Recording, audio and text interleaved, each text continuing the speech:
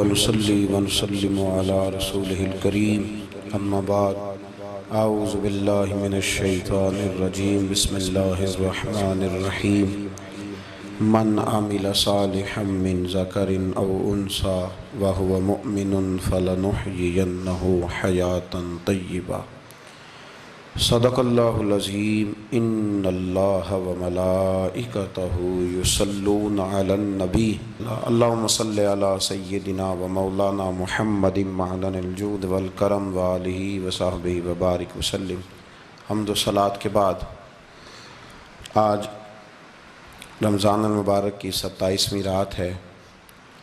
امام اعظم ابو حنیفہ رحمۃ اللہ علیہ سمیت بہت سارے بزرگ یہ فرماتے ہیں کہ یہی لیلۃ القدر کی رات ہوتی ہے، اگرچہ وہ اس بات کو طے نہیں کرتے لیکن فرماتے ہیں یہی اکثر ہم نے اسی مقام پر لیلۃ القدر کو پایا ہے۔ نبی رحمت علیہ الصلاۃ والسلام نے صحابہ کرام علیہم رضوان کے سامنے گزشتہ امتوں کے احوال ذکر فرمائے کہ 1,000 سال ان کی عمریں ہوتی تھیں، 1500 سال تک وہ زندہ رہتے تھے۔ تو صحابہ کے دلوں میں تجسس پیدا ہوا کہ اگر عمر 1000 سال ہوگی تو نماز بھی تو 1000 سال ہی پڑھیں گے نا، اگر عمر 1500 سال ہوگی تو روزے، عبادتیں، یہ سارے کام بھی تو بڑے زیادہ کرتے ہوں گے۔ تو یہ شوق جب پیدا ہوا تو اللہ کریم نے فرمایا کہ محبوب میں ایک رات دیتا ہوں، لیلۃ القدر خیر من الف شہر، جو رات ایک ہوگی پر 1000 مہینے سے بہتر ہوگی، 1000 مہینے سے۔ یہ رات اگر کسی کو میسر آ جاتی ہے اور پھر وہ صدق دل کے ساتھ، یعنی توجہ کے ساتھ، انہماک کے ساتھ، احتساب کی نیت سے، گناہوں کی معافی کی نیت سے اگر وہ اس رات کا قیام کرتا ہے، عبادت کرتا ہے، ذکر کرتا ہے، دعا کرتا ہے، تو محبوب کریم علیہ السلام نے وعدہ فرمایا ہے کہ اللہ اس کے پچھلے سارے گناہوں کو معاف فرما دے گا۔ دین، شریعت، قرآن، اسلام یہ بحث کرنے نہیں آیا دنیا میں۔ علماء جو بحث کرتے ہیں وہ توضیحات کے لیے، تشریحات کے لیے، تفاسیر کے لیے، وہ ان کا مقام ہے، لیکن ہم جو عوام بحث کرتے ہیں تو سمجھ لیں کہ دین بحث کرنے کے لیے نہیں آیا، دین تو عمل کرنے کے لیے آیا، اس پر عمل کیا جائے گا، عمل کی کوشش کی جائے گی۔ اور قرآن مجید نے کہا من عمل صالحا من ذکر او انثی، جو کوئی بھی اچھے عمل کرے چاہے وہ مرد ہو یا عورت ہو، وہو مؤمن، شرط یہ ہے کہ وہ مومن ہو، فلنحیینہ حیاتا طیبہ، فرمایا ضرور ہم اسے پاکیزہ زندگی عطا فرما دیں گے۔ جو عمل والے لوگ ہوتے ہیں انہیں اللہ کون سی زندگی دیتا ہے؟ حیات طیبہ، پاکیزہ زندگی۔ اللہ پاک، صاف ستھری، غلاظتوں سے پاک زندگی دیتا ہے جو بندہ عمل کرتا ہے۔ توبہ کا مطلب یہ ہوتا ہے کہ میں پچھلے گناہ پہ شرمندہ ہوں اور آئندہ نہ کرنے کا پکا وعدہ کرتا ہوں۔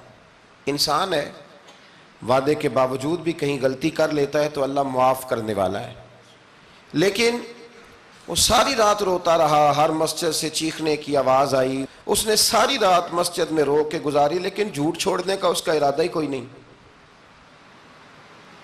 وہ تو کہہ رہا ہے 3 دن کا رمضان رہ گیا ہے، پھر میں نے دیکھ نہیں لینا تمہیں۔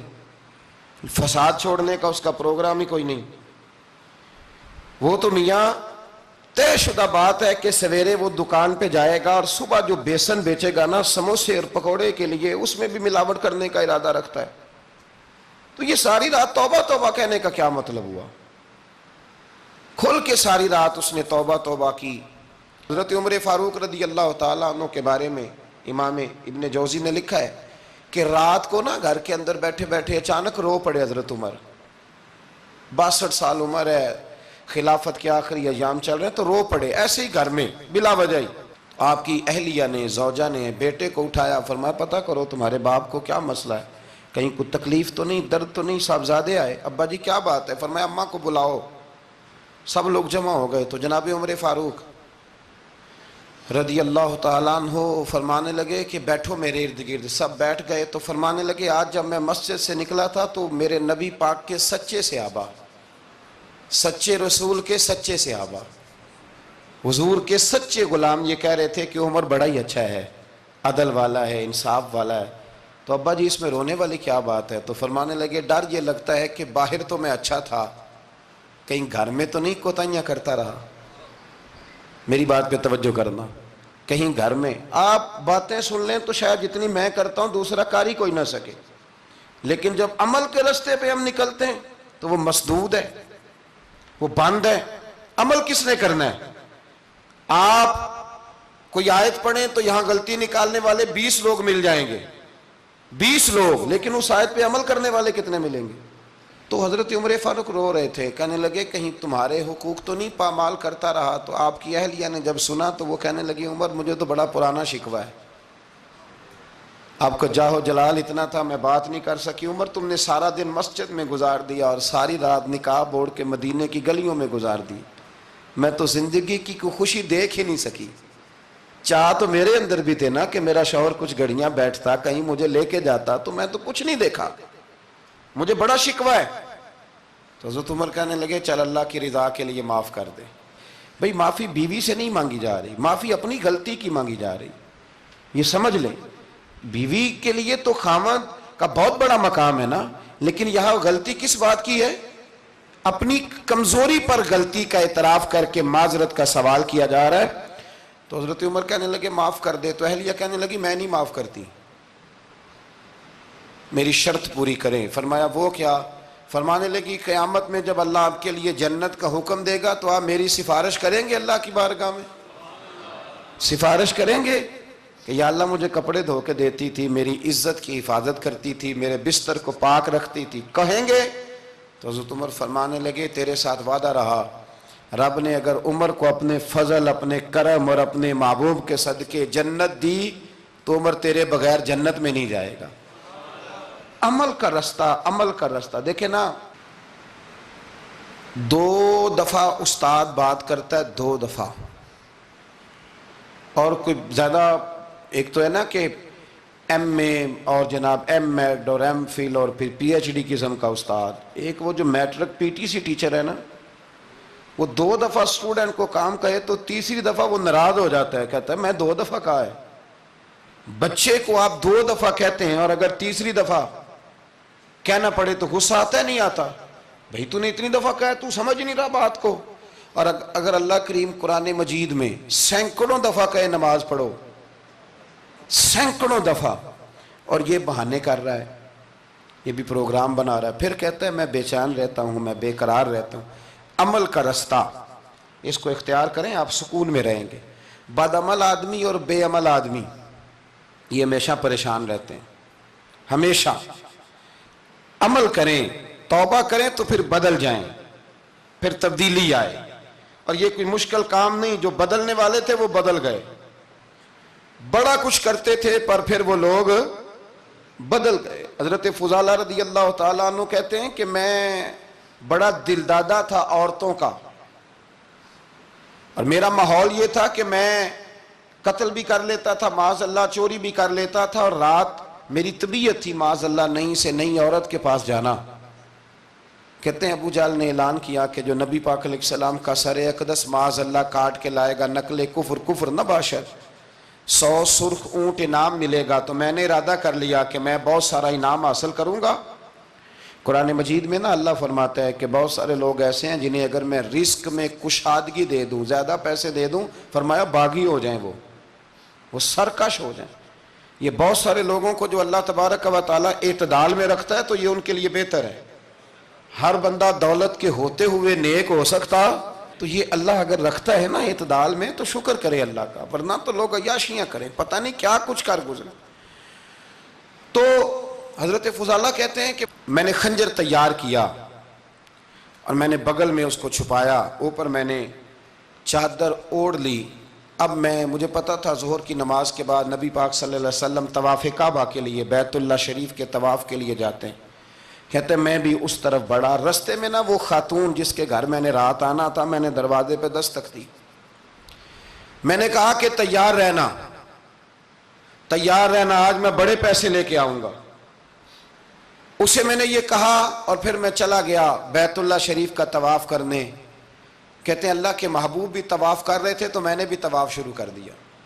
ارادہ یہ تھا کہ جہاں نبی پاک علیہ السلام میرے قریب سے گزریں گے تو موقع پا کر میں حضور کے جسم اقدس پر خنجر کھونپ دوں گا اور معاذ اللہ شہید کر دوں گا۔ کہتے ہیں حضور ایک دفعہ بھی میرے پاس سے گزرے تو میں ہمت نہ کر سکا، دوسری دفعہ بھی پاس سے گزرے تو میں ہمت نہ کر سکا، تیسری دفعہ بھی گزرے تو میں ہمت، نبی کریم صلی اللہ علیہ وسلم 2-3 دفعہ گزرے تو فرماتے ہیں کہ مجھے موقع نہ ملا، اس لیے کہ حضور فرماتے ہیں اللہ نے روب کے ساتھ میری مدد فرمائی، دشمن پر میرا روب طاری ہو جاتا ہے۔ فرماتے ہیں جب چکر پورے ہو گئے تو محبوب کریم نہ چھٹے چکر پہ فرمانے لگے فضالہ چکر ایک رہ گیا ہے، بے خبر ہو جو غلاموں سے وہ آقا کیا ہے، ایک پھیرا رہ گیا ہے۔ کہتے ہیں طواف مکمل ہو گیا تو محبوب میرے قریب آئے، فرمایا وہ کام کرتے کیوں نہیں جس کے لیے آئے تھے؟ میں نے عرض کی یا رسول اللہ کون سا کام، کیسا کام؟ اندر تو چور تھا نا، بانج فقیروں کسے نہیں ماریا اے ہوئی چور اندر دا، اندر چور تھا نا۔ کہتے ہیں حضور نے مجھے کندھے سے پکڑ کے ہلایا، فرمایا کرتے کیوں نہیں؟ جب حضور نے ہلایا تو وہ خنجر بھی پیروں میں گرا اور میں بھی رسول اللہ کے پیروں میں گر گیا۔ میں نے کہا حضور مجھے کلمہ پڑھا دیں۔ کہتے ہیں حضور نے پہلے میرے دل پہ دست مبارک پھیرا، پھر میرے نبی نے مجھے کلمہ پڑھا دیا۔ اب نہ مرید ہونے والا کہتا ہے کہ جی آہستہ آہستہ میں ٹھیک ہو جاؤں گا، اب وہ آہستہ آہستہ کا کیا ترجمہ ہے یہ بالکل سمجھ نہیں آتی۔ بھئی کسی بندے سے 5 لاکھ روپیہ لینا ہے تو اس سے وہ کہتا ہے جی میں آہستہ آہستہ دوں گا، 500 روپیہ دے دیا کروں گا روز کا، تو کہتے ہیں میری رقم خراب ہوتی ہے، پورے دو۔ اور نیکی کی بات جب آتی ہے تو کہتے ہیں حضرت صاحب دین اتنا سخت نہیں ہے، میں آہستہ آہستہ ٹھیک ہو جاؤں گا۔ اب میں مغرب عشاء پڑھنی شروع کر دیا میں نے، اب میں تسبیح لے لی ہے، کل میں نے بھی آہستہ آہستہ میں ٹھیک ہو جاؤں۔ یعنی رقم لینی ہو تو وہ آہستہ آہستہ قبول نہیں ہے، لیکن اور مکان کی رجسٹری اگر کرانی ہو تو مالک مکان کہے گے آہستہ آہستہ کرا لو، کہتے ہیں پیسے پورے دیے، سویرے چل اور بیان دے، یہ کیا بات ہوئی؟ یہاں یہ جو ہمارا ماحول تھا نا کر لیں گے ہو جائے گا، یقین کریں لوگ قبروں میں چلے گئے ہیں پر مسجدوں میں نہیں آئے، ہر کام سے لوگ ریٹائر ہوئے پر گناہوں سے ریٹائر نہیں ہوئے، آخر تک تباہی اتر گئی لیکن لوگ بدلنے کو تیار نہ ہوئے۔ حضرت فضالہ کہتے ہیں ابھی میں نے کلمہ پڑھا، ابھی میں واپس آیا، رستے میں وہ بی بی کھڑی تھی، کہتے ہیں میں وہ شخص تھا کہ عورتیں مرتی تھی میرے اوپر اور کسی کی جرت تھی کہ وہ آئیں بائیں شائیں کرے، لیکن فرماتے ہیں میں بی بی کے پاس سے گزر گیا، پہلے تو اس کا خیال تھا رکے گا، لیکن جب میں رکا نہ تو دروازے پہ آئی، اور جب میں گزر گیا تو اس نے آواز دی، لیکن میں نے سنی انسنی کر دی، جب آگے بڑھا تو میرے پیچھے دوڑی۔ فرماتے ہیں مجھے پکڑ کے کہنے لگی فضالہ تجھے کیا ہوا، تو وہی نہیں جو یہاں سے گیا تھا؟ آپ فرماتے ہیں میں کبھی نہیں رویا تھا، میں کبھی نہیں رویا تھا، اور جب کہا نا تو وہی نہیں، کہتے میں نے سر اٹھایا تو میری آنکھوں میں آنسو تھے، میں نے کہا میں جو گیا تھا وہ نہیں ہوں، اب تو میں محمد عربی کا غلام بن گیا، اب میں وہ نہیں ہوں، اب نہیں ہو سکتا کہ کوئی میری نظر میلی ہو جائے، یہ کیسے ممکن ہے؟ اب نا اسلام کی تعریف ہم نے یہ کی ہے کہ خبردار کوئی ہمارے قریب نہ آئے، ہم کسی کو بات نہیں کرنے دیتے کہ ہم مسلمان ہیں، ہم بات نہیں کرنے دیتے۔ پتہ کیا بات ہے، ایک میری یہ تقریر ہوتی ہے ممبر پہ اور ایک میرا عمل ہوتا ہے جب میں سفر کرتا ہوں، جب میں گاڑی میں بیٹھتا ہوں، جب میں دوستوں سے ملتا ہوں، جب ان دونوں باتوں میں تضاد آتا ہے نا، تضاد، تو لوگ تقریر کو جذبات نہیں کہتے، ایک فن بن جاتی ہے تقریر۔ آپ کو پتہ ہے نا وائزین نعت خواں کہتے ہیں میں نے محفل لوٹ لی، پھر لوگ شمار کرتے ہیں کتنے لوگوں نے سبحان اللہ کہی، پھر لوگ شمار کرتے ہیں کہ آج 5 بندے روئے بھی تھے جب میں تقریر کر رہا تھا، تو پھر یہ فن ہے، یہ جذبات کا اظہار۔ سمجھ لیں بات کو کہ عمل جب آپ نہیں نہ کرتے عمل، تو آپ خود بڑے بے چین رہتے ہیں کہ یار یہ میں کیا کر رہا ہوں، یہ کون سا گورکھ دھندا ہے کہ میرا عمل صفر ہوتا جا رہا ہے۔ ہمارے ایک استاد تھے تو وہ فرمایا کرتے تھے کہ اگر پڑھے لکھے آدمی کو تم بے عمل دیکھو تو اس سے دور ہٹ جایا کرو ورنہ تمہیں بھی بے عمل کر دے گا۔ میں نے ان سے عرض کی، میں نے کہا حضور یہ کیا ہے؟ تو فرمانے لگے اپنے حضرت صاحب سے پوچھنا، وضاحت کریں گے۔ میں نے حضرت صاحب سے کہا جی عجیب بات کر دی ہے، علم والے بندے کے پاس بیٹھ کے تو علم آتا ہے، تو وہ فرما رہے تھے کہ علم والے بندے کے پاس اگر وہ بے عمل ہو تو بالکل نہ بیٹھنا، تو حضرت صاحب فرمانے لگا انہوں نے صحیح کہا ہے. اب بات بہت بڑی ہے، پتہ نہیں آپ کی سمجھ میں آتی ہے نہیں آتی، بہرحال کر دیتا ہوں. پڑھا لکھا بندہ اگر بے عمل ہو تو اس کے پاس، تو میں نے کہا حضور کیوں؟ فرمانے لگے اس لیے کہ وہ اپنی بے عملی پر بھی دلائل دے گا، وہ بے عملی پر بھی دلیلیں قائم کرے گا کہ یہ وجہ ہے تو اس لیے میں ایسے کر رہا ہوں. تو چونکہ وہ بے عمل ہے اور ہے پڑھا لکھا، نبی کریم صلی اللہ علیہ وسلم کے غلام نہ پل بھر میں بدل جاتے تھے.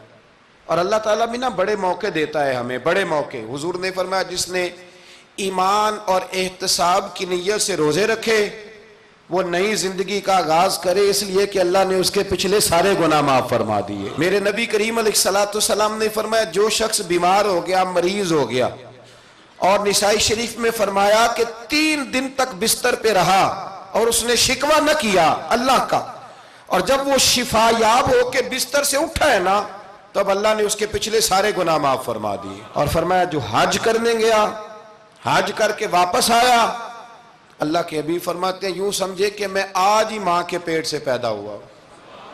بڑے موقع اللہ نے دیے، بڑے موقع، بڑے سارے موقع عطا فرمائے کہ میں تیرے پچھلے گناہ معاف کر دوں گا.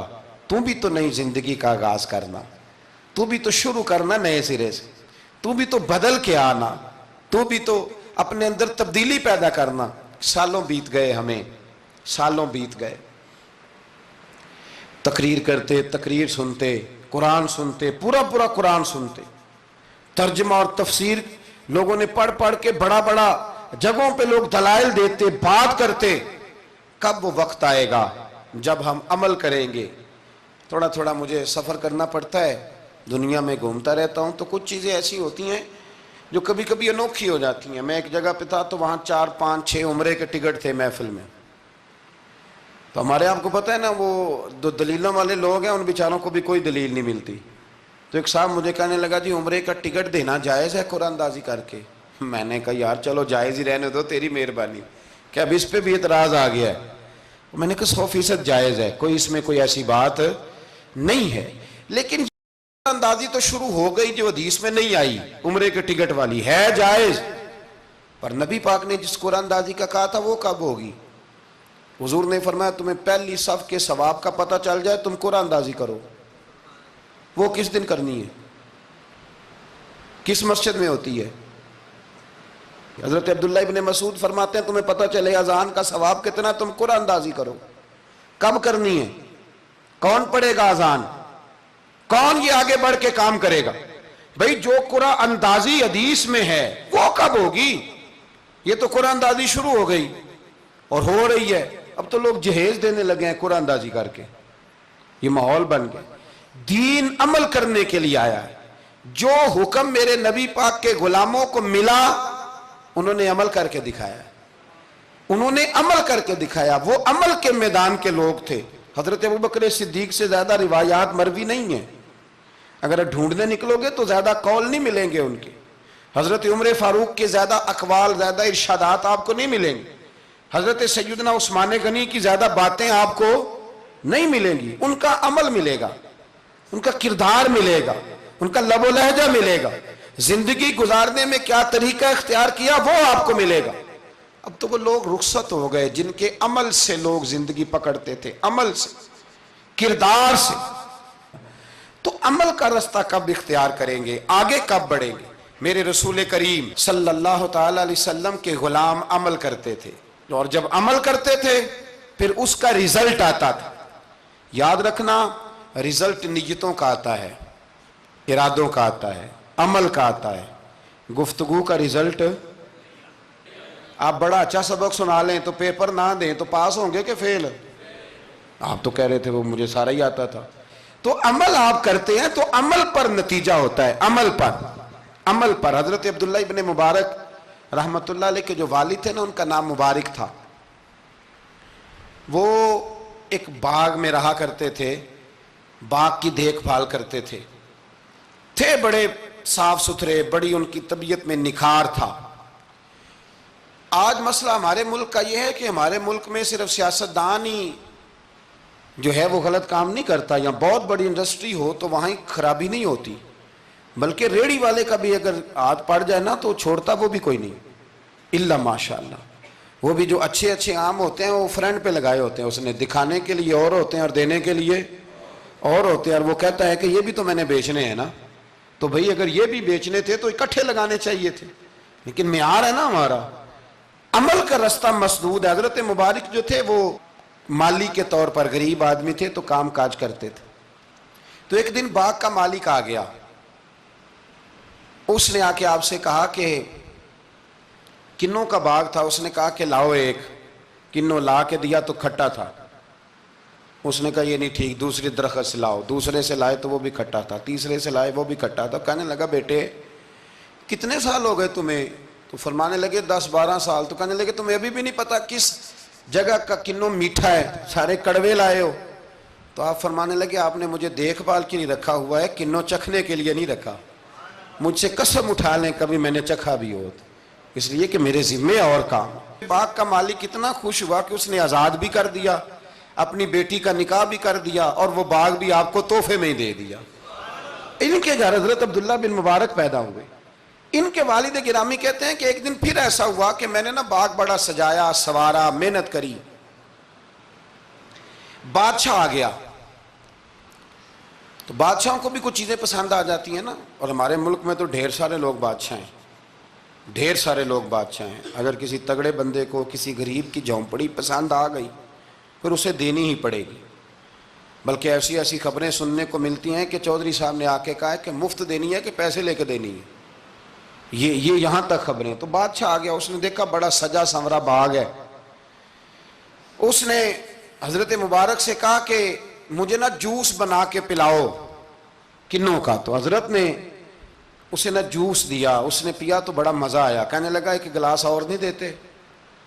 تو حضرت اور بنانے لگے تو اس کے دل میں نا اس سے پہلے خیال آ گیا کہ باغ بڑا شاندار ہے اور پھل بھی بڑا مزیدار ہے، تو قبضہ نہ کر لوں، اپنا ہی نہ ہو جائے، یہ اس کو دیتے ہیں تھوڑے بہت پیسے، یہ نکل جائے گا، نہ بھی نکلا تو ڈانٹ دیں گے۔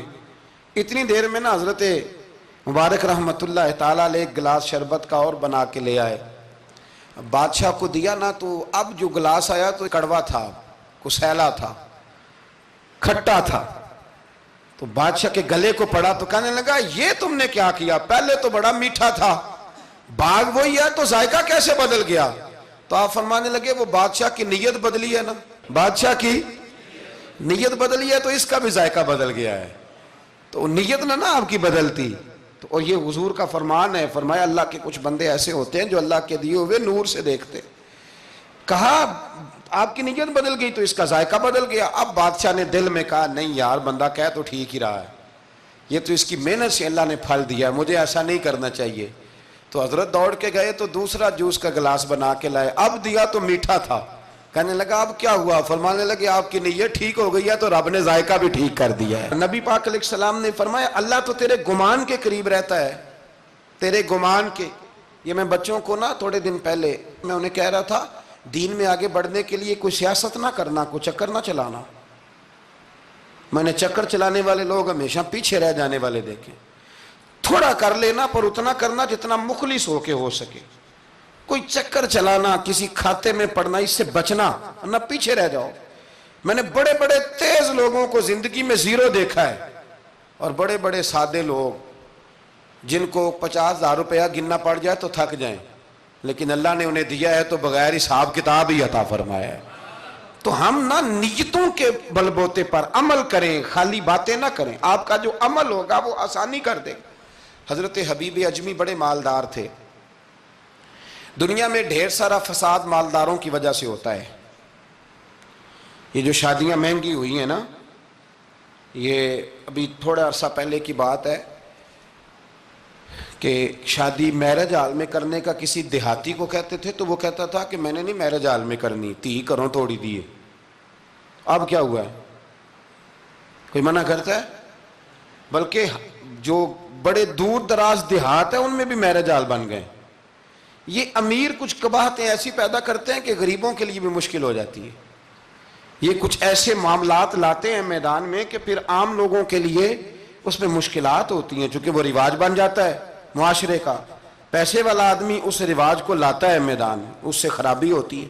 اور پھر میرے غریب کا یہ حال ہے کہ امیر کو رسم چھوڑ دے تو چھوڑ دے، غریب کو قرضہ اٹھانا پڑے، چھوڑنی کوئی شے نہیں اس نے، جو مرضی ہو جائے، اس نے کوئی چیز پیچھے نہیں ہونے دینی۔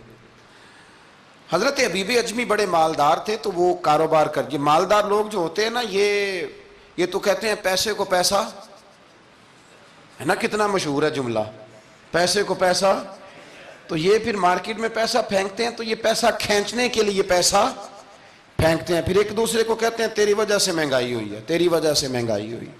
حالانکہ مہنگائی کسی کی وجہ سے بھی ہوتی کس کے لیے؟ غریب کے لیے۔ مطلب پیٹرول مہنگا ہوا تو کرایہ بڑھ گیا بس کا، لیکن پیٹرول سستا ہوا تو کبھی کرایہ بھی سستا ہوا ہے، اس نے ادھر ہی رہنا ہے۔ تو مہنگائی کس بیچارے کے لیے ہوئی؟ غریب کے لیے، جس نے گھر جانا ہے نا، اس نے گھر جانا ہے۔ ابھی ہمارے ایک بچے نے جانا تھا، تو سفر لمبا تھا، تو کہہ رہا تھا 1000 روپیہ میرے پاس ہے پر کرایہ 1500 لگتا ہے۔ ابھی بھی لوگ حساب کرتے ہیں اور پھر سوچتے ہیں کہ رستے میں شے کوئی نہیں کھانی، اس لیے کہ پھر کرایہ کہاں سے دوں گا، مینج کر کے رکھتے ہیں۔ یہ خدمت ہوتی ہے نا علماء کی، حفاظ کی، تو مجھے پتہ ہے، میں اس قبیلے کا آدمی ہوں، مجھے پتہ ہے کہ یہ کیسے حساب کر کے رکھتے ہیں کہ اب اتنے آئے ہیں تو اس میں سے یہاں، جس کے پاس ہیں ہی بڑے لمیٹڈ سے، تو وہ بیچارہ پہلے سے سوچ کے بیٹھا ہوتا ہے، مجھے پتہ ہے۔ جن کے پاس پھر بے حساب ہوتا ہے وہ پھر مارکیٹ میں پھینکتے ہیں تو کھینچتے ہیں، ظلم کرتے ہیں۔ حضرت حبیب اجمی کہتے ہیں جب مال دیا اللہ نے تو میں نے سود کا کام شروع کر دیا۔ اب سود والوں کے پاس بھی بڑی دلیلیں ہیں، انشورنس والوں نے بھی فتوے رکھے ہوئے ہیں، وہ آ کے فتویٰ دکھاتے ہیں، وہ کہتے ہیں جناب فتویٰ۔ تو میں نے کہا کہ فتویٰ مارکیٹ میں میری طرح کے مولوی ہیں میاں، اب کیسی بات کرتے ہو، فتویٰ تو مل ہی جاتا ہے، لیکن نبی کریم علیہ السلام کا وہ فرمان ذہن میں رکھنا کہ حضور نے فرمایا ایک حلال ہے تو ایک حرام ہے، ایک میں شک ہے۔ اللہ کے نبی فرماتے ہیں تم نے شک والی چیز سے بھی بچنا ہے، اس میں مشکوک ہو گیا نا کہ پتہ نہیں۔ اب دیکھیں نا علماء کا یہاں اختلاف ہے، جو جائز کہتے ہیں قابل احترام ہے، لیکن جو ناجائز کہتے ہیں ان کے بھی تقوی میں کوئی شک، تو شک آ گیا نا اس بات میں، تو حضور نے فرمایا تم شک والی چیز سے بھی بچو۔ حضرت حبیب اجمی کہتے ہیں میں سود کا دھندا کرتا تھا اور بڑا سود لاتا تھا، بڑا سود، اور یہ سود جس پہ چڑھ جاتا ہے اس پہ اترتا نہیں۔ پاکستان کا بھی بنیادی مسئلہ یہ ہے کہ سود اتنی بڑی نحوست ہے کہ یہ اللہ رسول سے جنگ ہے، کیونکہ بہت زیادہ سود ہم دیتے ہیں۔ اس لیے میں تو آپ کو پتہ ہے جو کوئی برا کام کرے اس کو برا کہنا چاہیے، حکومتی لیول پر تنقید اس لیے اچھی ہوتی ہے کہ لوگوں تک جب پہنچتی ہے تو فائدہ دیتی ہے، لیکن جو بندہ اچھا کام کرے اس کی اچھائی کو بھی بیان۔ حضرت حبیب اجمی رحمۃ اللہ تعالیٰ علیہ فرمانے لگے کہ سود کا کاروبار میں نے شروع کر دیا اور بڑا وسیع تھا میرا کام سود کا، میں سود لیتا تھا، سود پہ گزارا ہوتا تھا۔ میری بیوی مجھے سمجھاتی تھی کہ یہ سود ہے، یہ حرام ہے، یہ غلط ہے، سے بچو۔ کہتے ہیں وہ کئی دفعہ مجھے کہتی تو میں ڈانٹ دیتا۔ ایک دن نا میں سود کے پیسے لے کے نا آ رہا گھر، اس کا میں نے گوشت خریدا، بیوی کو دیا کھانا پکانے کے لیے، تو اس نے ہنڈیا چولہے پہ رکھی، کہتے اس نے ذرا اس کے اندر چمچہ جو چلایا ہنڈیا میں، تو وہ لایا میں گوشت تھا پر سارے کا سارا خون بن گیا، خون بن گیا سارے کا سارا۔ اللہ اکبر۔ کہتے ہو میری بیوی چیخیں مارنے لگی اور لا کے میرے آگے رکھا، کہنے لگے یہ تیرے سود کے پیسے خون بن گئے، تجھے بھی پلاؤں اور تیرے بچوں کو بھی۔ وہ کہتے ہیں نا کچھ لوگ کے گھر کے کونے سے چیخنے کی آواز آتی ہے تو سارے پیر بلائیں یا فرق کوئی نہیں پڑتا، تو میں کہتا ہوں پھر غور کر لو، شاید اس کونے میں کسی یتیم کے پیسے لگ گئے ہوں، کسی بیوہ کی آہیں ہوں۔ اگر اس رقم کوئی گھر بن جائے نا تو پھر ساری دنیا کے پیر جمع کرو تو چیخنے کی آوازیں بند نہیں ہوا کرتی۔ حضرت حبیب اجمی رحمۃ اللہ تعالیٰ علیہ فرمانے لگے کہ وہ جب بن گیا نا خون، تو اب میرے اندر نا چوٹ لگی کہ یار اگر دنیا میں اللہ تعالیٰ مجھے نظارے دکھا رہا ہے تو آخرت میں میرا کیا بنے۔ کہتے میں درد کے ساتھ باہر نکلا، بچے گلی میں کھیل رہے تھے، جب ان کے قریب سے گزرنے لگا نا تو ہم تو کہتے ہیں نا لوگ حسد میں بات کرتے ہیں، لیکن ایسی بات نہیں ہے۔ کچھ شریر لوگ ہوتے ہیں جو حسد میں بات کرتے ہیں، پر دیکھنا چاہیے کہ لوگ ہمارے بارے میں کیا کہتے ہیں۔ انتم شہداء اللہ فی الارض، حضور نے فرمایا تم زمین پر اللہ کے گواہ ہو، مومن جو تمہارے بارے میں کہے کان لگا کے سنو۔ لوگ تمہیں کیا کہتے ہیں، کن لفظوں سے یاد کرتے ہیں؟ جن لفظوں سے لوگ دنیا میں یاد کرتے ہیں، مرنے کے بعد بھی انہی لفظوں سے یاد کریں گے، انہی لفظوں سے۔ کوئی تمہارے لیے ہاتھ اٹھا کے دعا نہیں کرے گا۔ ہاں اگر تم نے خیر کی ہوگی تو پھر لوگ گلیوں سے نکل نکل کے آئیں گے، پھر لوگ روئیں گے کہ بندہ بڑا تھا۔ تو حبیب اجمی کہتے ہیں میں باہر نکلا تو بچے کھیل رہے تھے، تو ایک بچہ ان میں سے کہنے لگا پیچھے ہٹ جاؤ، پیچھے ہٹ جاؤ، بڑا ظالم ہے، بہت بڑا سود خور ہے۔ چھوٹا بچہ، ایسا نہ ہو کہ اس کے پیروں سے مٹی اڑے اور ہمارے کپڑوں پہ پڑ جائے تو ہمیں بھی نحوست ملے، چھوڑو سودیہ ہے۔ کہتے ہیں میرے دل پہ اور چوٹ لگی، میں نے کہا یا اللہ تیری چھوٹی چھوٹی مخلوق بھی مجھ سے نفرت کرتی، یہ بچے تک کہتے ہیں کہ میں اس طرح کا ہوں۔ بچے فرمانے لگے، میں وہاں سے سیدھا حضرت حسن بصری کے پاس گیا، میں نے کہا حضور مجھے توبہ کرا دیں۔ یہ پتہ ہے اللہ والوں کے پاس لوگ کیوں جا کے توبہ کرتے تھے، مرید ہوتے تھے؟ اس لیے کہ توبہ پہ قائم رہنا بڑا مشکل ہوتا ہے۔ کوئی ایسا بندہ ہونا چاہیے جو ہمیں توبہ پہ قائم رکھے، جو روز ہمیں نصیحت کرے۔ دیکھیں نا، ہمارے سینئر ہوتے ہیں ہر فیلڈ میں، اگر کہیں ہم الجھ جاتے ہیں تو اپنے سینئر سے بات کرتے ہیں۔ تقوی کے پرہیزگاری کے راستے میں بھی ہمارا کوئی سینئر ہونا چاہیے تاکہ وہ ہمیں بتائے کہ پرہیز کہاں کرنی ہے، دوائی کیسے کھانی ہے اور آگے کیسے بڑھنا ہے۔ فرمانے لگے میں حضرت حسن بصری کے پاس گیا، توبہ کی، معافی مانگی، گڑ گڑایا، بڑا رویا، تو خواجہ حسن بصری نے مجھے توبہ کرائی۔ میں نے پکا ارادہ کیا کہ مر جاؤں گا پر حرام کا پیسہ نہیں کھاؤں گا، مر جاؤں گا حرام کا لقمہ نہیں کھاؤں گا۔ ویسے بھی ہم زیادہ کھا نہیں سکتے، یہ وارثوں کا مال ہوتا ہے، ہمارا تھوڑی ہوتا ہے۔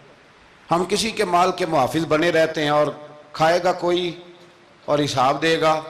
اور جہاں تک بچوں کا معاملہ ہے نا، بچے اچھے ہوں نا تو پیسے بانی جاتے ہیں، اور بچے نالائق نکل آئیں تو جو ہوں وہ بھی اجڑ جاتے ہیں۔ تو اس لیے محنت تربیت پر ہونی چاہیے، نہ کہ بینک بیلنس پر ہونی چاہیے۔ حضرت حبیب اجمی کہتے ہیں واپس آیا سچی توبہ کر کے، ایک لقمہ حرام نہیں کبھی لوں گا۔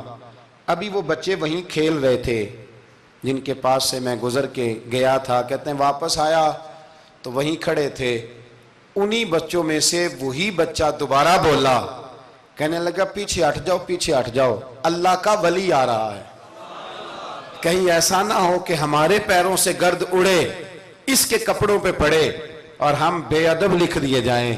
کہتے ہیں میں نے چلتے چلتے چیخ ماری کہ اے اللہ، ابھی تو میں آج بدلا ہوں، آج میں بدلا ہوں تو تو نے میرے حق میں ساری گواہیاں بھی بدل دی ہیں، تو نے سارا نظام بدل کے رکھ دیا ہے۔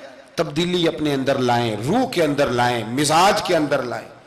یہ شب قدر کی رات ہے، توبہ اور استغفار کریں، لیکن بدلنے کے ارادے سے، چھوڑنے کے ارادے سے۔ اعلیٰ حضرت فاضل بریلوی رحمۃ اللہ علیہ جب ذی الحج کی آخری رات ہوتی تو فرماتے صبح سال بدل رہا ہے تو ہمیں بھی بدل جانا چاہیے۔ لوگ پوچھتے حضور کیا بدلیں؟ فرمایا جو ایک سپارہ پڑھتا تھا 2 کر دے، اور فرمایا جو اپنے آپ کو خوش کرنے کے لیے باتیں کرتا تھا وہ باتیں کم کر دے۔ آج نہ کچھ بدلنے کا پروگرام بنائیں، اپنے رب کریم کے ساتھ دل ہی دل میں وعدے کریں کہ کچھ عادتیں ہم چھوڑیں گے۔ یہ غلط بات ہے کہ عادتیں چھوٹا نہیں کرتی، حضور عادتیں تو بدلنے آئے ہیں دنیا میں، عادتیں بدل جایا کرتی۔ اپنے آپ کو بدلیں اور اپنے اندر تبدیلی پیدا کریں، پھر خدا کے رزلٹ کا انتظار کریں، پھر دیکھیں اللہ کس طرح کے فیصلے فرماتا ہے۔ آپ ارادہ کریں، آپ پروگرام بنائیں، آپ ذہن اپنا بنائیں کہ میں نے نہ اب کچھ بدل جانا ہے، اب میں نے اندر کچھ اپنے تبدیلی پیدا کرنی ہے، نکل آئیں۔ 2-3 گزارشات جاتے جاتے آپ سے عرض کروں۔ ایک تو زندگی میں کچھ کام ایسے کریں کہ جن کاموں کا مجھے پتہ ہو یا میرے رب کو پتہ ہو، کسی انسان کو خبر نہ ہو۔ دوسری بات یہ یاد رکھیں کہ دین کا کوئی کام بھی زندگی میں کریں نا تو اپنے اوپر مشقت کریں کہ وہ کام میں نے ریاکاری کے طور پہ نہیں کرنا، وہ دکھلاوے کے طور پہ نہیں کرنا۔ دینی معاملات کے اندر، دینی کاموں کے اندر، یعنی پہلے آپ اپنے آپ کو مطمئن کریں کہ واقعی آپ فی سبیل اللہ وہ کام کر رہے ہیں۔ اب یہ جو رسم ہے نا بے تحاشا، کچھ چیزیں بوجھ بننے لگ گئی ہیں، بوجھ۔ طبیعت محسوس کرتی ہے کہ یہ کیا ہو رہا ہے، مطلب ہم یہاں بھی ہم وہ کام کریں گے سیکھ کے سن کے تیار کر کے، باہر آئیں تھوڑا۔ حضرت ابو مرتعش ایک درویش گزرے، وہ کہتے ہیں میری حج کی تیاری تھی، میں گھر میں بیٹھا تھا بالکل تیار تھا، کل پرسوں جانا تھا، تو میری اماں نے پانی مانگا، بیٹا پانی دینا۔ رسالہ کشیریہ میں اس کو لکھا ہے، کہتے ہیں اماں جی نے کہا پانی لاؤ، تو میں نے نا چھوٹے بھائی سے کہا اماں جی کو پانی دینا، اماں جی نے مجھ سے پانی مانگا ہے۔ جو پیر صاحب ہوتے ہیں ان کو بھی اماں کی خدمت کرنی چاہیے کہ نہیں کرنی چاہیے؟ وہ جو انڈسٹری کا مالک ہے 2 کروڑ روپیہ وہ نرس رکھ دے اماں کو کہ خود اماں کو روٹی کھلائے؟ وہ کہتا میں کر تو رہا ہوں، میں ہی تو تنخواہ دیتا ہوں، بی بی جو رکھی ہوئی ہے۔ کس کو خدمت کرنی چاہیے؟ ڈاکٹر صاحب کو، انجینئر صاحب کو۔ نبی وقت بھی ہونا، نبی وقت بھی اور ولی وقت بھی، تو ماں اس کے لیے بھی قابل تعظیم ہوتی۔ آپ بات کو سمجھیں، نبی کریم علیہ السلام تو اپنی رضائی ماں آتی تھی تو حضور اٹھ کے کھڑے ہو جاتے تھے۔ حضور نے کہا یہ تعظیم کا موقع ہے۔ حضرت ابو مرتعش کہتے ہیں اماں نے پانی مانگا، کل میں نے حج پہ جانا تھا، چھوٹے بھائی سے کہا ذرا اماں کو پانی دینا، چونکہ میں تو پیر صاحب ہوں، میں تو علامہ صاحب ہوں، 25-30 آدمی ابھی گلی میں کھڑے ہیں مجھے ملنے والے، بہت پتر تو پانی لا دے، پانی کی بات ہی ہے نا۔ کہتے فوراً میرے دل میں خیال آیا کہ سینکڑوں میل کا سفر حج کا پیدل کرنا ہے، اس کے لیے تیرا نفس تیار ہے، اور یہاں سے اٹھ کے وہاں مٹکے سے پانی ڈالنے جانا ہے اماں کے لیے، اس کے لیے ذہن تیار نہیں۔ فرماتے ہیں پھر میرے اندر سے آواز آئی کہ یہ تو حج کرنے جا رہا ہے نا، اس میں لوگ تجھے حاجی کہیں گے، اور واپسی پہ تیرے گلے میں پھولوں کا ہار ڈالیں گے، لیکن اماں کو پانی پلانے پر تو کوئی بندہ انعام نہیں دے گا، کوئی شور نہیں ہوگا۔ تو فرماتے ہیں میں سمجھ گیا کہ ابھی میں حج کے لیے نفسیاتی طور پر تو تیار ہوں پر دلی طور پر تیار نہیں ہوں۔ کہتے ہیں میں نے حج کا ارادہ چھوڑ دیا۔ میری اماں کہنے لگی بیٹے جاتا کیوں نہیں؟ میں نے کہا اماں پہلے تیرے تک پہنچ لوں پھر بیت اللہ شریف تک بھی پہنچ جاؤں۔ تو دینی کام زندگی میں کوئی بھی کرے نا مخلص ہو کے کریں، نکل آئیں تسنن سے، بس کریں۔ یار مطلب سب کے سامنے اداکاری تو اللہ رسول کے سامنے بھی اداکاری چھوڑ دے یار۔ مطلب ویسے بھی میں کہتا ہوں اداکاری کرتے بندہ تھک جاتا ہے، اداکاری کرتے کرتے نا بندہ وہ لمبی نہیں چلتی۔ تو آپ نارمل زندگی میں اللہ رسول کے ساتھ رہیں گے تو وہ آپ کے لیے بہتری ہوگی، آسانی ہوگی آپ کے لیے۔ میں شب برات کی محفل کے بڑے پوسٹر نہیں بنواتا، شب قدر کے بھی نہیں بنواتا، اگر کبھی بنتے ہیں تو دوست کوئی بنا کے لگا دیتا ہے، بڑا مختصر سا پیغام، وہ بھی شاید آج کیوں بلا۔ میں دوستوں کو ہمیشہ کہتا ہوں کہ جس کو تنہائی میں شب قدر میں مزہ آتا ہے نا اللہ اللہ کرنے کا، وہ تنہائی میں کرے، لیکن زیادہ تر لوگ کر نہیں پاتے، اس لیے ہم محفل کو سجاتے ہیں۔ اس میں کوئی ایسا مقصد نہیں، کوئی ایسا معاملہ نہیں، خدا را کچھ تھوڑا سا اخلاص للہیت پیدا کریں طبیعت میں، اور کبھی بھی دین کے معاملے میں کسی جگہ بھی کوئی ایسا کام نہ کریں جس میں رکاوٹ ہو، آزمائش ہو۔ ابھی کی بات بتاتا ہوں، میں نے ہمارے جو تراویح کے حافظ صاحب ہیں ان کی خدمت کی، ابھی ہم نے، مجھے ایک سنگی کہنے لگے آپ نے بتایا نہیں کیا دیا ہے۔ میں نے کہا میرے خیال میں بتانے کے لائق ہوتے تو شاید بتاتا، اب آپ کسی کو 2-4 ہزار دے کے اس کا اعلان کریں گے تو یہ کچھ چیزیں ہیں نہیں اعلان کرنے والی۔ پھر یہ کہ وہ میں دیکھتا رہتا ہوں نا جی، تصویریں پہنچتی رہتی ہیں کہ جو 500 دے رہا ہے وہ بھی فوٹو کھنچوا رہا ہے، جو سوٹ دے رہا ہے وہ بھی فوٹو کھنچوا رہا ہے۔ تو جو ایک جگہ پہ میں کھانے کے لیے بیٹھا تھا ٹیبل پہ، تو انہوں نے پہلے نا برتن اٹھا کے تو چاولوں کی فوٹو کھینچی، پھر قورمے کی کھینچی، پھر ساری چیزوں کی۔ تو میں نے کہا کہ یار پہلے ہمیں پوچھ لو ہم نے کیا کیا کھانا ہے، جو کھائیں گے اس کی فوٹو کھینچ لینا۔ اب تم ہماری فوٹو کے ساتھ قورمہ فٹ کرو گے تو لوگ تو کہیں گے نا مولانا کھا کے گئے، تو میں نے پتہ نہیں کھانا ہے نہیں کھانا۔ تو آپ ڈریں اللہ تعالیٰ سے، ہر بات میں تھوڑی یہ مطلب تسنع آئے گی، ہر بات کے اندر تھوڑا یہ معاملہ رہے گا۔ تو تیسری گزارش جو بڑی ضروری اور بڑی اہم ہے، دنیا میں جو چیز اس وقت سب سے زیادہ پریشانی کا شکار ہے وہ دینی اقدار ہیں۔ ہر شعبے میں تیزی سے کام ہو رہا ہے، تیزی سے، اور دینی اقدار کو لوگ پیچھے کرتے جا رہے ہیں۔ کئی بہانے ہیں لوگوں کے پاس، کہتے ہیں مولوی لڑتے بڑا ہیں تو ہم کدھر جائیں۔ تو تو میں کہتا ہوں کون سا مولوی کہتا ہے شراب پیو؟ کہا ہے کبھی کسی مولوی نے؟ وہ کوئی بھی ہو، کسی نے کہا ہے کہ رشتہ داروں کے تعلقات خراب کر لو؟ کسی نے کبھی کہا ہے کہ ڈاکے مارو؟ تو آپ کیا بات کرتے ہیں صاحب؟ کون سا مولوی کہہ رہا ہے کہ چوریاں کرو؟ تو دینی اقدار اور چیز کا نام ہے، اصول میں اختلافات ہیں، وہ اپنی جگہ پہ قائم ہے، وہ رہیں گے، چلے آ رہے ہیں، لیکن آپ دینی اقدار کا خیال کریں۔ اب نئی بحث چھڑ گئی ہے کہ مسجد میں سیمنٹ کی بوری دینے سے بہتر ہے کسی غریب کو آٹے کا تھیلا دے دو۔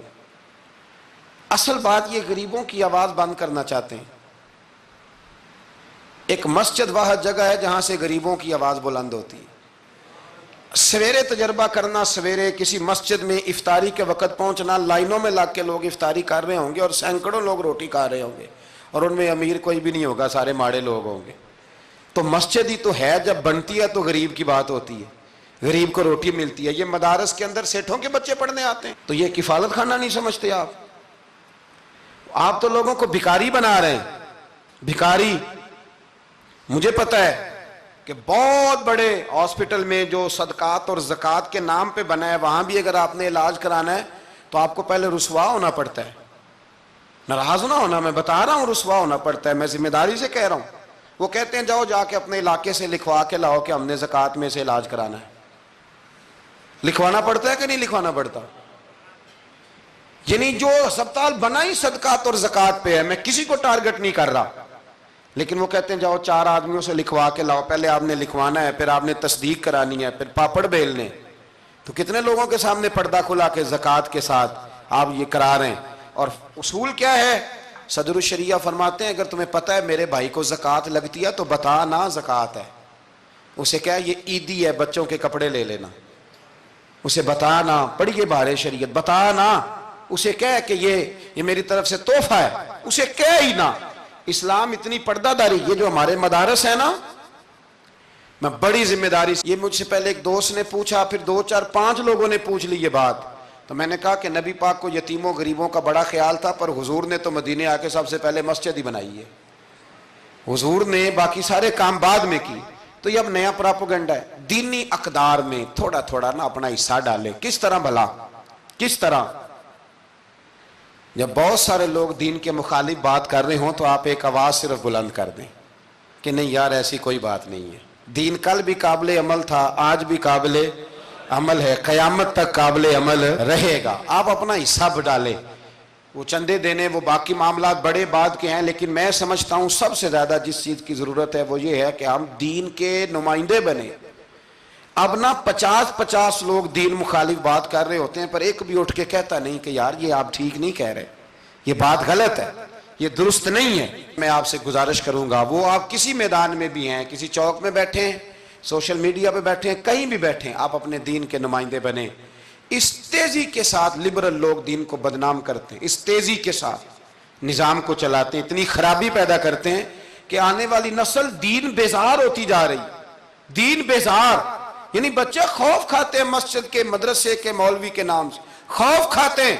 اور خدا کے بندو، جس بندے نے پاکستان بنایا تھا نا، خواب دیکھا تھا، وہ بندہ اس دور میں پی ایچ ڈی تھا جب پی ایچ ڈی بندے چراغ لے کے نہیں ملتے تھے۔ اقبال نے اس زمانے میں پی ایچ ڈی کی جب پی ایچ ڈی پتہ نہیں شاید خال خال ہوتی تھی۔ وہ ڈاکٹر بھی تھے، وہ شاعر بھی تھے، فلسفی بھی تھے، ادیب بھی تھے، بہت بڑے منطقی تھے اقبال۔ اور ردیف قافیہ، مجھے تھوڑی سی دلچسپی ہے شاعری سے، پر میں دنگ رہ جاتا ہوں جب اقبال کو پڑھتا ہوں کہ پتہ نہیں لفظ اس بندے کے سامنے ہاتھ جوڑ کے کھڑے رہتے تھے ہمیں استعمال کر، لیکن اس بندے نے علامہ کہلانا پسند کیا۔ اسے کوئی علامہ کہتا تھا تو اقبال راضی ہوتے تھے، فرماتے تھے جب کہ مجھے علامہ کہتا ہے تو مجھے یوں لگتا ہے کہ میں مصطفیٰ کے دین سے جڑا ہوں۔ وہ پسند کرتے تھے یہ بات کہنا، پسند کیا اس شخص نے۔ یہ آپ سمجھے، سرما تھا میری آنکھ کا خاک مدینہ و نجف، یہ پسند کیا اس بندے نے یہ بات کہنا۔ اس نے پسند کیا اپنے آپ کو رسول اللہ صلی اللہ علیہ وسلم کا غلام کہنا۔ آپ سمجھے، نہ جہاں میں کہیں بھی اما ملی، جو اما ملی تو کہاں ملی، کہنے لگے میرے جرم خانہ خراب کو تیرے عفو بندہ نواز۔ تو اس لیے دین کے آپ محافظ بنیں، اور میرے سے زیادہ آپ کی آواز بلند ہوگی۔ جب ایک اسٹوڈنٹ پینٹ شرٹ پہن کے دین کی بات کرے گا تو لوگ کہیں گے نہیں رمق ہے، اس کو یہ کہہ کے بند نہیں کریں گے تو تو مولوی ہے تیری. تو میں آج شب قدر میں آپ سے گزارش کرتا ہوں, میں منت کرتا ہوں. اب نہ بڑی تباہی ہو گئی ہے, میری نسل کے آنے والے بچے دین بیزار ہو گئے, وہ ڈرتے ہیں, شب قدر کی راتوں میں مسجدوں میں نہیں آتے, شب برات کی راتوں میں مسجدوں میں نہیں آتے. ایک تیزی سے جال پھینکا گیا ہے اور کافر اس میں کامیاب ہے. خدا را واپس لوٹو, اپنے دین کے نمائندے بنو. اقبال کہا کرتے تھے میری زندگی کا مقصد تیرے دین کی سرفرازی, میں اسی لیے مسلمان, میں اسی لیے نمازی. کہنے لگے یا رسول اللہ میں مسلمان بھی اس لیے ہوں کہ میں دین کی بات کروں گا, اور نماز بھی اس لیے پڑھتا ہوں کہ تیرے دین کا جھنڈا بلند ہوگا. پر دین نبی دا وانگ یتیمہ رووے تے کرلاوے, تے آکھے میں کتھوں لبا عمر بہادر جڑا مینوں سینے لاوے. بڑی قسم پرسی ہے, دین کے نمائندے بنو, دین کی ذمہ داریوں پر آپ اپنا کردار ادا کرو, یہ بڑا ضروری ہے. تھوڑی منصوبہ بندی دین کے لیے بھی کرو. اگر پروفیسروں میں, ڈاکٹروں میں, انجینئر لوگوں میں, سیاستدانوں میں آپ کو اچھے لوگ مل جاتے ہیں اور آپ دل و جان سے ان پہ قربان ہونے لگتے ہو, تو کوئی دیندار بھی تلاش کاری لو, انشاءاللہ بڑے بڑے اچھے لوگ مل جائیں گے, اور اللہ کے فضل سے مل جائیں گے, اللہ کے کرم سے مل جائیں گے. اور یہ وہ والا کھیت ہے جو اکثر سرسبز و شاداب ہی رہتا ہے, اکثر سرسبز و شاداب ہی رہتا ہے, اکثر اس کے اندر خوبصورتی اور پھل پھول اور پودے لگے رہتے ہیں. جو میں نے کہا میں دعا کرتا ہوں اللہ اسے قبول فرمائے. جہاں ہم بھول گئے میری دعا ہے اللہ ہم سے درگزر فرمائے. خیر کی بات کی اللہ ہمیں توفیق عطا فرمائے.